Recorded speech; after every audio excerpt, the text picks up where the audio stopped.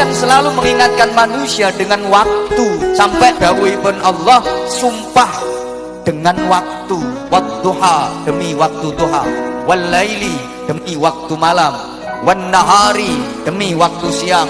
Lah nek setan kuwi nglalekke menungso, ben menungso kuwi lali karo wektu, ngerti-ngerti tuwa, ngerti-ngerti mati. Engko nek wis mati nembe do getun, merintih-rintih sebagaimana digambarkan dalam Al-Qur'an. Orang yang dalam hidupnya menyia-nyiakan waktu, nanti ketika sudah mati pasti getun.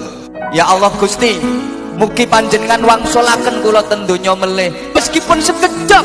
Untuk apa? Aku akan melakukan amal solih, dimana dulu waktu aku hidup di dunia aku sering meninggalkannya. Dijawab karo malaikat, al kasebu. Lah kon biyen ana pengajian yo budal karaokean.